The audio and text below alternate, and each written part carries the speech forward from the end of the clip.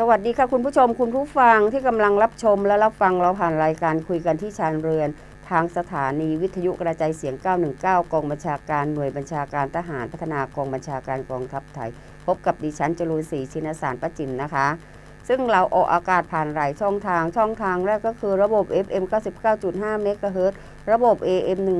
1,521 กิโลเฮิรตซ์ Facebook แฟนเพจสถานีวิทยุกระจายเสียง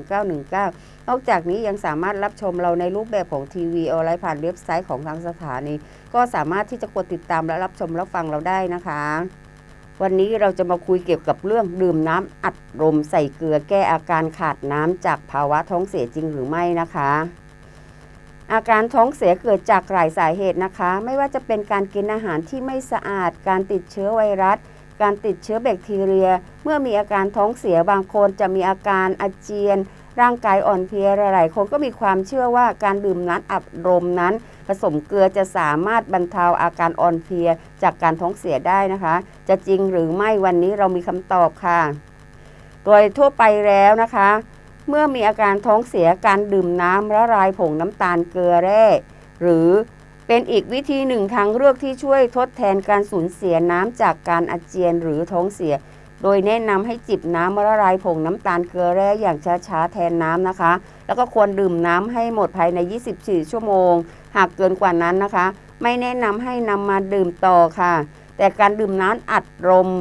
ผสมเกลือแร่นั้นเป็นวิธีที่ไม่แนะนำสำหรับทดแทนน้ำและเกลือแร่เนื่องจากในน้ำอัดลมมีปริมาณน้ำตาลสูงกว่าผงน้ำตาลเกลือแร่นะคะและยังมีการอัดแก๊สหากดื่มอัดจะทำให้เกิดอาการท้องอืดท้องเฟ้อหรือทำให้อาการท้องเสียแย่ลงได้ค่ะนอกจากนี้เมื่ออาการท้องเสียแนะนำให้พักผ่อนให้เพียงพอนะคะกินอาหารที่ไม่เผ็ดหรือรสจัดและหากอาการไม่ดีขึ้นเช่นรับประทานอาหารไม่ได้มีอาการขึ้นไส้อาเจียนรุนแรงอุจจาระมีมูกเลือดโปนมีกลิ่นเหม็นผิดปกติไข้กุ้งเน่านะคะมีไข้สูงเกินกว่า 38.5 องศาเซนเซียสเราก็ควรรีบไปพบแพทย์ค่ะขอพักสักครู่นะคะช่วงหน้าพบกับช่วงที่2ของรายการค่ะ